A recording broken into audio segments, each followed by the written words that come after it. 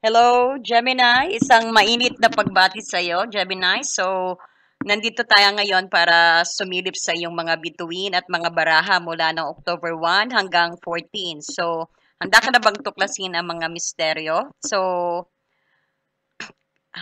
gagawa tayo ng Celtic cross spread, no? Ito yung isang detalyadong at ito rin yung sabihin natin kaganapan, hamon sa mga tagumpay mo na naghihintay sa'yo, no? So, unahin natin ang puso, ang pag-ibig or love life bago tayo tumungo sa iyong karera.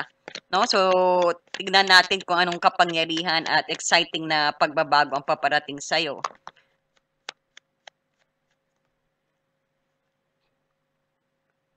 You have the Hermit,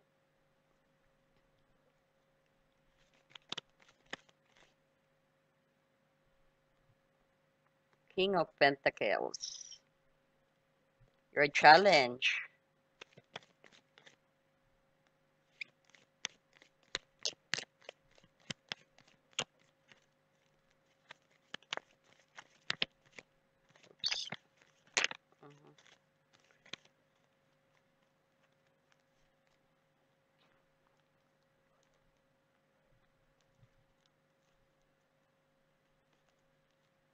we'll open it later, no? Yan. Siyempre, magpapasalamat po muna ako sa mga no, nag-subscribe. At sa mga hindi pa po nagsusubscribe, pa-subscribe na po at marami po kayong matututunan, no? At very entertaining po rito sa Happy Angel Reading. Ayan, at marami rin po salamat sa mga nagko-comment, no? Thank you so much po.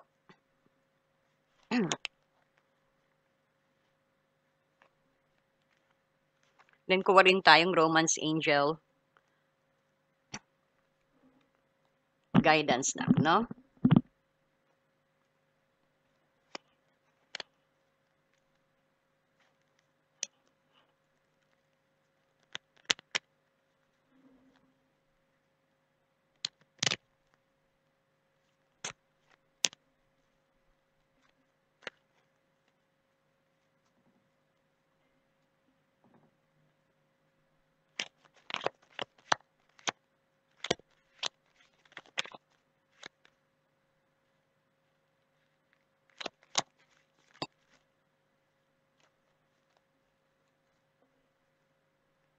Yan, getting to know each other and retreat, no?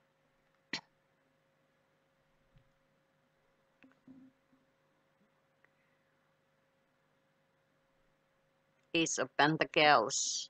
Recent past mo, Nine of Wands in reverse. Okay.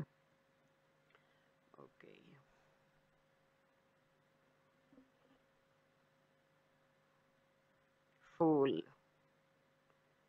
Chariot, diba? Ganda to. Ayan. Libra, Aquarius, Gemini, that is in positions of hope and fears mo. Outcome mo, actually, dalawa ang lumabas, no? It should be one. Pero let's see, no? Then, kuha pa tayo ng message. Dagan natin. Ayan. Oh, a message for you.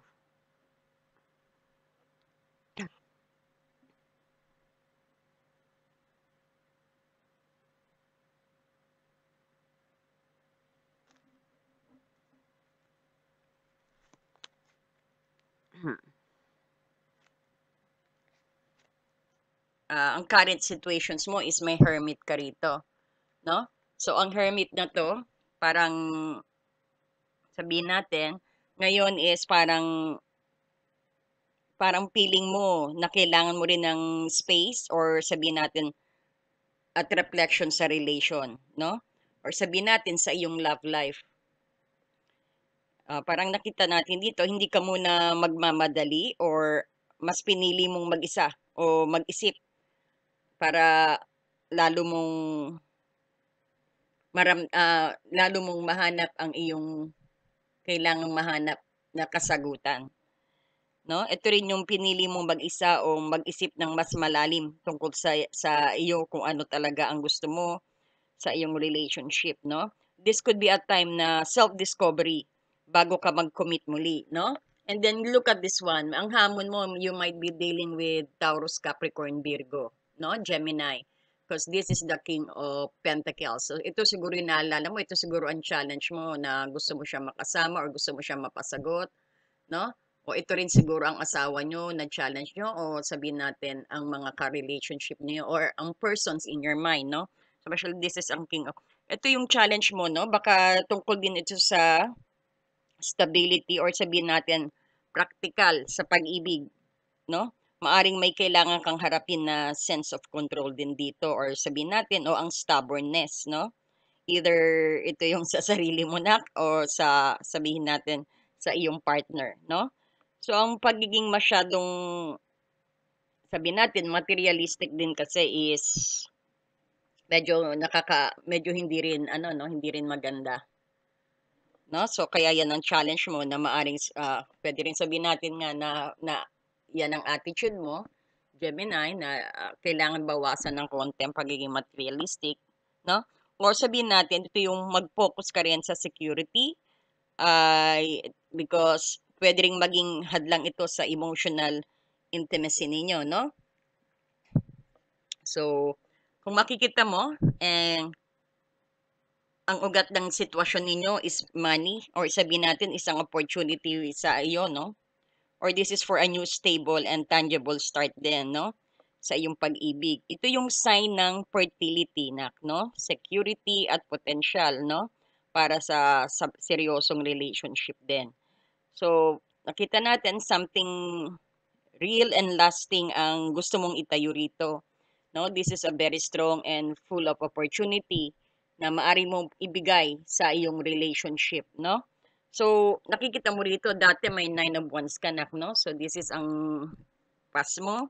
Sabihin natin, baka galing ka nga sa, ano, sa isang sitwasyon kung saan ka rin, sabihin natin na gusto mong bumitaw, no?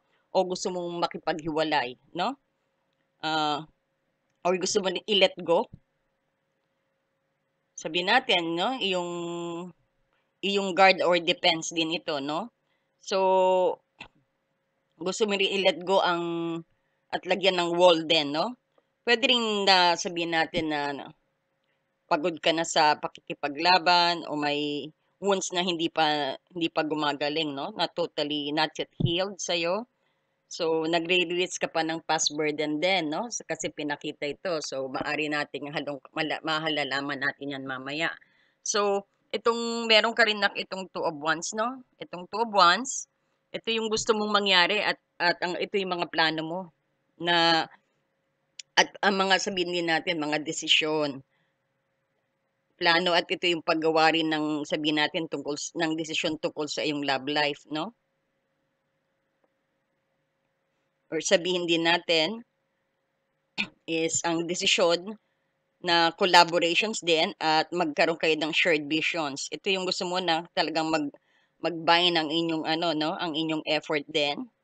At yung mga plano ninyo rin at mga dreams ninyo, ito yung pinakagusto mo rin, no? Sa yung potential na partner o sa current na partner mo. Sabihin natin is you are also looking to expand your horizons na kayong dalawa, no? So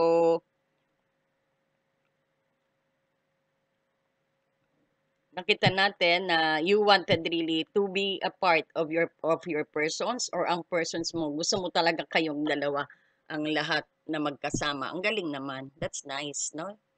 Gemini. And then tignan mo naman, Empress. Ito ang paparating sa'yo. Kasi panay nakita natin talaga nakacentered sa money, no? Pagpapayaman, maaari din you're planning to do business sa partner mo, no? O gusto mo talaga din, no? Kasi meron ka rito 2 of Wands na ang gusto mong mangyari sa relationship is talagang kailangan kayong dalawa is sharing each other, no? So let's look at this one. This is the Empress, no? Ito yung paparating. Ang paparating din sa iyo ay talagang abundance, no? Nurturing at beauty, no? So expect a time na feeling love din at sensual at fertile ka rin, no? Nakikita natin din, mayroong magbubuntis in the future na akala nyo hindi na kayo magbubuntis po kayo. Ito yung nakikita ko, no? At siguro din, right timing din na mag-prepare ng ano, no? or sabihin natin right timing din na magkaroon ng gumawa ng baby. Ano ba yan? Pero adult naman tayo, no? Pero ito yung sinasabi, no? Parang October 1 to 14 is the best timing daw, Gemini, na to have a baby rin, no? At asahan mo kung matagal nyo nang gusto magka-baby, magkaanak, October 1 to 14 is the best time na to do that, no? Alam nyo na yon. Ayan. Sa iba lang, no? Hindi yung ano, hindi yung mamaya mag ano, nako, populations natin, marami na anak, no? Yung talagang nagre-resonate ng na gusto magka-baby, no? Hindi kayo lahat. Ayan, no? So nakikita din natin dito yung kasi baka nga ano sabihin natin, ito yung fertile time mo, no? At ito rin yung sabihin natin na fertile ka rin sa sabihin natin sa idea ng opportunities, no? Na yun nga na opportunity niyo yata na talagang magkaroon na rin ng baby, no? So hindi lang yung baby, and this is also parang feeling niyo na very comfortable kayo sa isa't isa. And nakikita din natin, no, panay luxury din na talagang sinasabi natin mga bigatin din kayo, no? Especially ito rin yung luxury nyo sa inyong relationship na, no? So napakaganda. And then ito naman ikaw, itong attitude mo. Meron kang new beginning. Talagang you are starting, no? Gemini.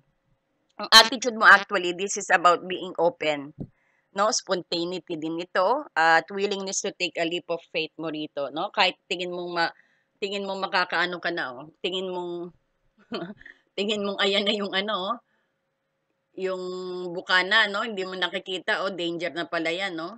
Kasi tatalong parang may pagka-careless energy din dito, no? Pero hindi mo antala yan. Ibig sabihin hindi mo you're not ano, hindi ka give up sa ganyan lang, no? Parang ito yung ready ka sumagupa. Ready ka na to take the challenge, no? To be able to have a new beginning din, no? Hindi mo iniisip na ayan na yung bangin, no? Isang step na lang. Buti na lang dyan yung spirit guide mo is warning you, no?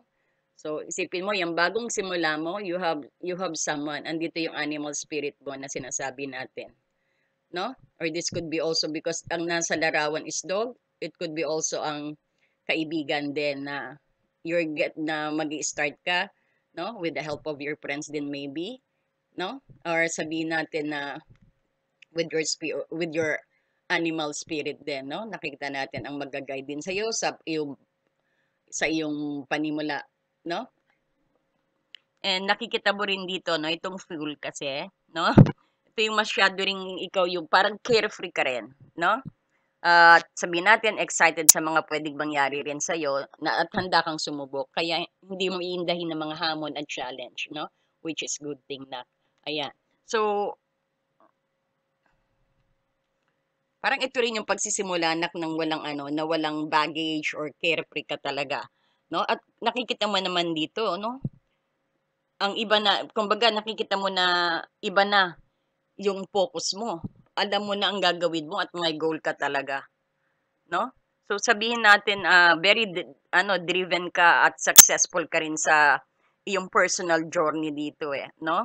So pwede rin may nakita kang sabihin natin isang major movement or sabihin natin victory sa love life mo na parang ikaw ang nagkokontrol ng direksyon ng iyong love destiny, no? So which is very beautiful. The chariot, ito rin yung chariot na alam mo yung goal mo, alam mo kung anong gusto mo mangyari sa relasyon mo, no? Kahit nga itong challenge is talagang susugapain mo. Ayan, at magugulat ka ang mabilis na pagbabago rin sa love life mo, no? At napakaganda. At nagulat ka na lang, naging seryoso ka bigla-bigla, no? Siguro nakita mo na rin ang worth mo ang worth ng persons mo rin, no? And then meron ka rin kinakatakutan o sabihin natin meron kang kinakatakutan, hindi natin alam. It could be also na kinatatakutan mo, no? Sa literal na ay sabihin natin kung ano itong Knight of Swords, you might be dealing with Libra, Aquarius, Gemini, no? So this is also the card of hope, no? So yung hope is about to approach din sa pag-ibig, no? Or sabihin natin na yung new mo, no? Kasi naka ano diyan parang papunta sa iyo, no?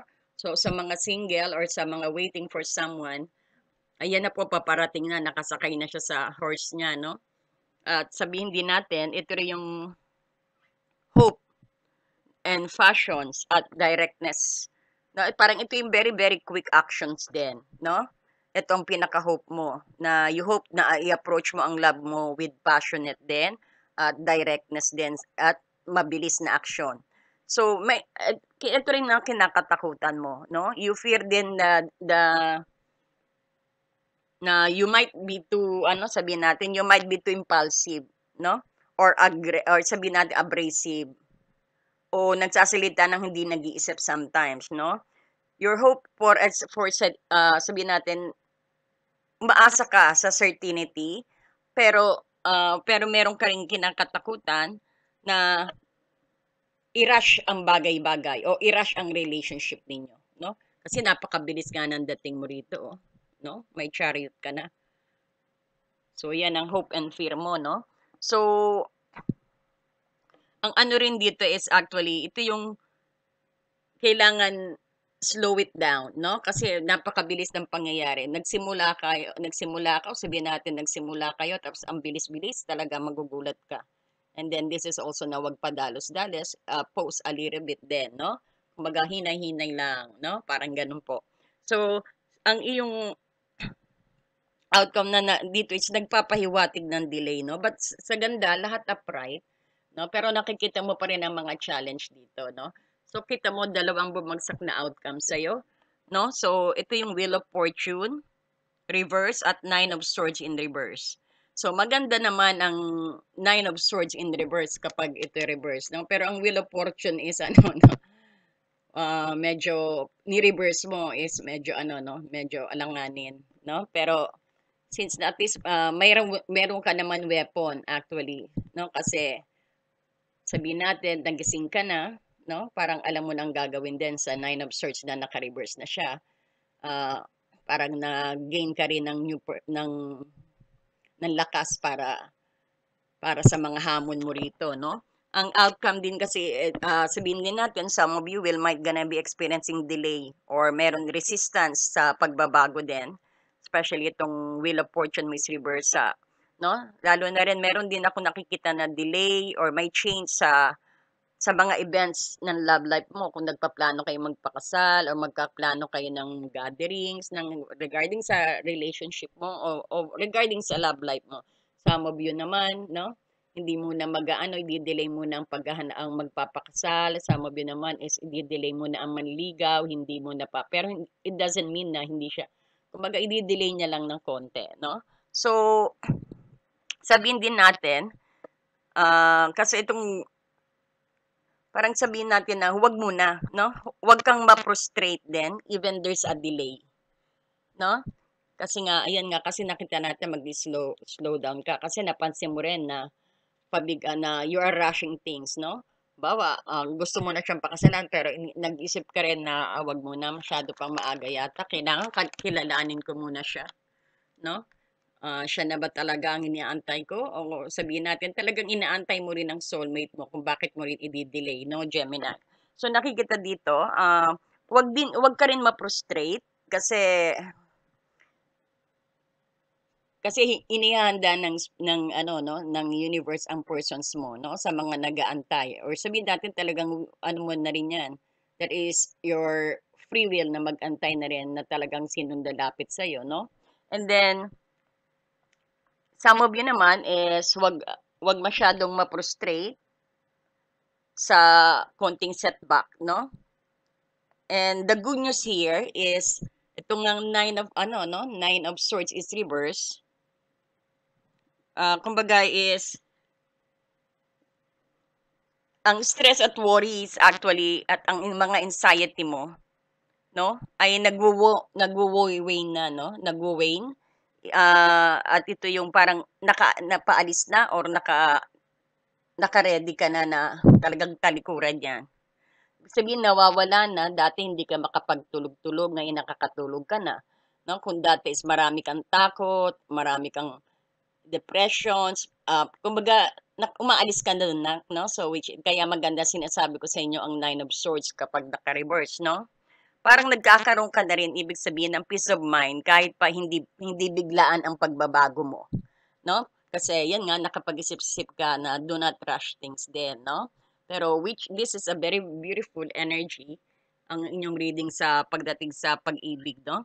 So, nakikita natin, ang pag-ibig mo actually is, sabihin natin, ito yung paparating sa panahon ng mga personal reflections na magbubunga ng stability sa'yo, no? At sabihin din natin, nurturing kasi may empress ka rito eh, no? Kasi may empress ka rito sa near future mo.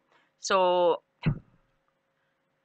uh, nakikita ko rin na dapat mag-ingat lang sa pagiging masyadong practical o nagmamadali masyado dahil ito nga Knight of Swords mo, especially sa relationship. So, ang anxiety mo ay matatapos na, nak, at kahit na ang mga pangyayari ay hindi nagmamadali rin, no? So, because ang Wheel of Fortune is reverse, no? So, dadako na po tayo sa iyong karera. Pero before dyan, so, babasahin po muna natin ang message sa inyo ng Romance Angel Retreat. Ayan. So, kailangan nyo rin talaga mag-travel or mag-unwind, no?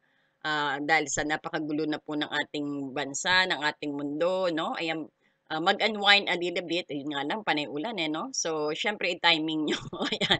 So, it's time daw to disconnect from the world. So, kailangan mo rin siguro ma-refresh, no? Kahit ikaw lang mag-isa, okay lang yan, no? Parang, this is the time na mag-attach ka sa nature. Ayan, hawakan mo mga puno. Kung ayaw mong umalis, so, ibig sabihin, mag-meditate ka saglit. Basta, go to a quiet places ba? No?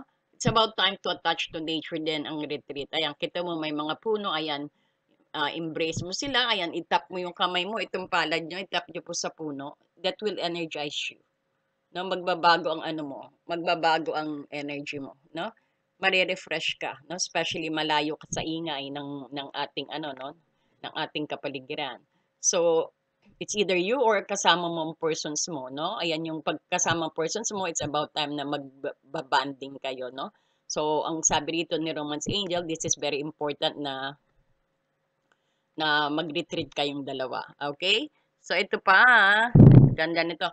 Getting to know each other daw. Ayan. So, sabi sa inyo, meron ding sa mga may nanliligaw sa inyo, no? Ayan. As you reveal the innermost self to each other, your bond deepens. So, this is about telling na maging honest ka rin kung ano ka talaga, ipakita mo sa manliligaw mo, no? O kung ikaw nanliligaw, ipakita mo kung sino ka talaga. And nakikita natin, is someone of you din, sabihin natin, nagsisearch sa inyong mga social media, tinitingnan-tingnan kayo, syempre kasi interesado siya, gusto kanyang makilala ng lubusan, no? Ayan, at may message din sa'yo. A message for you. Sino kaya ito? Si twin flame ba? Si soulmate ba? Si the one ba? So, ayan, tignan mo naman.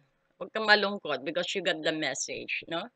Sige, mag-chillax-chillax ka lang dyan, ibig sabihin din, no? So, kung makikita mo, a message for you, I'm thinking of you this very moment because your love fills me with light and I love you. Ayan, ang ganda ng message, no? Ayan. So, dadako na po tayo sa iyong karera, no? So, kung nakikita mo, napapansin ko rito, no? So, kailangan i-ano na natin, i-rush natin ng konti sa karera, no? Parang ikaw yung currently stepping back then from the noise, no? Actually, para i-evaluate mo ang karera mo, ang path mo, at ang financial goals mo, no? Because you got the hermit dito. So, ito yung pinaka-time ng deep and analysis, parang research, no? Para sa iyong mga skilling energy. So, you are also seeking wisdom bago gumawa ng mga major move din. And since this is your challenge, the challenge ay yung pagbabalanse. Ito yung sabihin nating security at wealth, no? Kasi King of Pentacles, sabihin natin, ito rin sinasabi sa na kung mag-hard work ka, be the King of Pentacles energy rin, no? Especially sa iyong career at finances. So, ito rin sinasabi na baka masyado ka rin focus sa money o sa financial, no? Sabihin din natin, nagiging risk averse din yan, no? So, ang challenge mo is King of Pentacles. This is about yung parang maintain stability na. Parang i-maintain mong stability niya, no? Sabihin din natin na without being too rigid or stubbornness, no? Sa mga bago mong idea din, no? Ayan. So, meron ka ring Ace of Pentacles. Ito yung basehan ng sitwasyon mo actually, no? Ito yung isang solid na new financial opportunity o sabihin natin career venture. And this is also a chance to, sabihin natin to yun na para maging tangible ka sa growth. Or sabihin natin sa mga bago mong offer or new job, no? So, sabihin din natin na ang isang income din dito is parang stream na may potential for a long-term wealth, no? Especially yung planting new seed kayo dito. You are planting success actually, no? Ayan, napakaganda. So sa Nine of Wands naman, nakita mo dito sa nakaraan mo is baka parang feeling mo na rin na gusto mo na rin give up, no? Lalo na sa long struggle mo, no? Or sabihin natin meron kayong protected project, pwedeng napagod ka na sa kaka-defensive nito at sa pagkakaprotekta nito or pagiging defensiveness din sa trabaho. Or sabihin natin finally, no? Finally, nagre-release ka ng isang project na nagpapadrain lang sa'yo, no? Nakita natin na may binitawan kang isang project or opportunity dahil you feel very drained that time, no? So, meron ka ditong Two of Wands. Ito yung gusto mong maabot ay yung strategic planning, andyan yung mga desisyon tungkol sa iyong future din, no? So, ang iyong mga career at finances, ito yung sabi natin tungkol sa long-term visions mo at yung partnership. At parang you are also expanding your reach, no?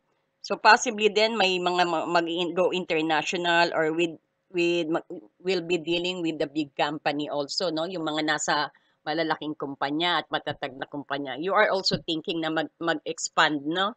Ng iyong business or sabihin natin, mag-aral din para sa iyong growth din, no? Parang you are also thinking about that. But you wanted to go internationally.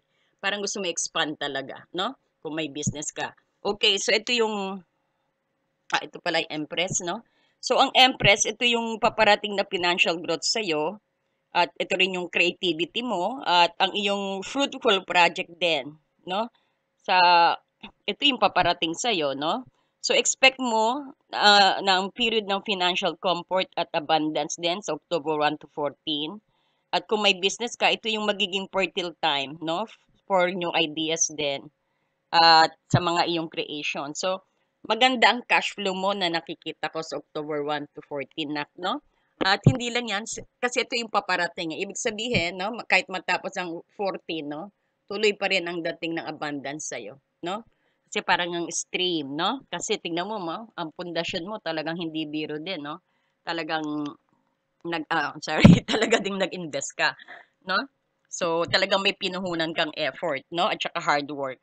At sabihin natin, you have the full na bilang ikaw, ito yung attitude mo pagdating yung sa willingness mo na to try new things.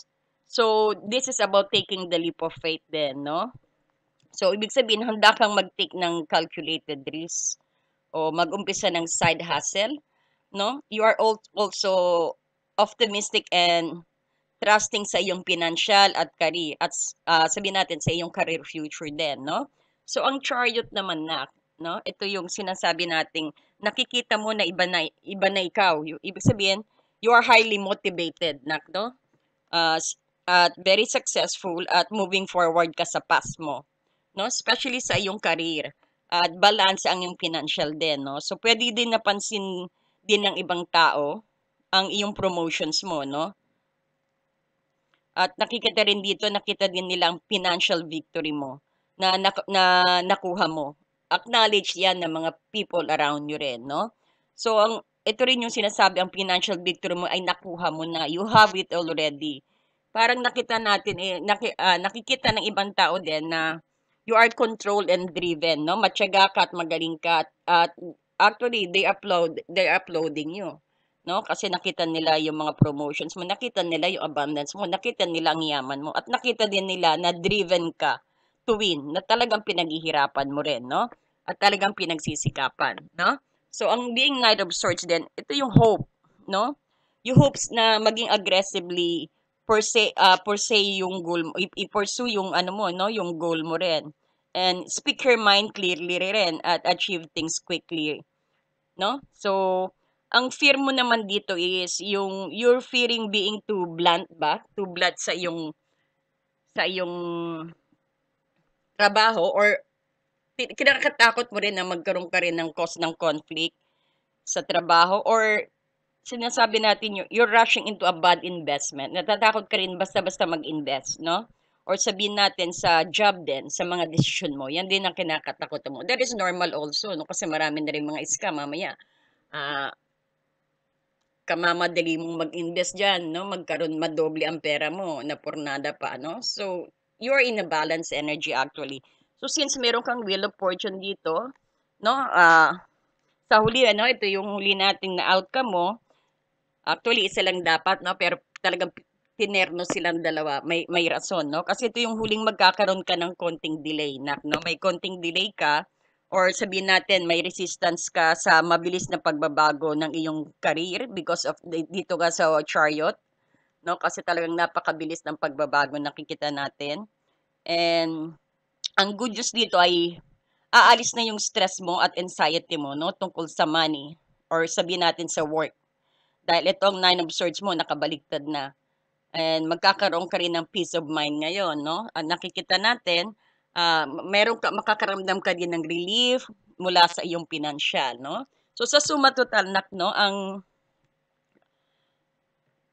pinakita ng Celtic cross spread sa iyong career at pinansyal, ito yung paparating na bagong opportunity because of the Ace of Pentacles dito na kailangan ng deep planning, no? Because you have the Hermit, no? Ayan, ito yung Hermit, no? At mag-expect ka rin ng financial abundance, no? Because ito paparating, ayan, the Empress. So, malapit na sa future mo, no? So, ang major challenge mo rito ay ang over-focus ka sa stability mo, no? Because of the King of Pentacles. Kahit na may slight delay din because you have the Wheel of Fortune na naka-reverse dito, no? Ito. So, kahit slight delay nga sa'yo, sa isang biglang pagbabago din. So, actually, mawawala ang iyong worries at magkakaroon ka ng financial relief dito, no? Because the Nine of Swords is reversed, no? So, sana nakatulong ang insight na ito, Nak, no? So, anumang party ng ano rito, no, na anong pinaka-parte ng reading ang nag-resonate sa'yo, please do comment po sa ating comment sections at pengi naman po dyan ng like at mag-hype din po kayo sa mga naggumagamit ng cellphone po, no? At kung hindi ka po nakakapag-subscribe sa ating channel, please don't forget to like and subscribe and hit the notifications bell. Ayan, marami pong salamat, Gemini, no? And see you again. See you again po sa ating next reading. Ayan, so sana nagkaroon kayo ng napakagandang energy, no? I-adapt nyo po ito. But you always remember you have your own free will. Thank you so much and God bless you, Gemini. Pakishare na rin po ang ating video, no? Ayan, para marami tayong ma-enlighten, no? Ayan, maraming salamat.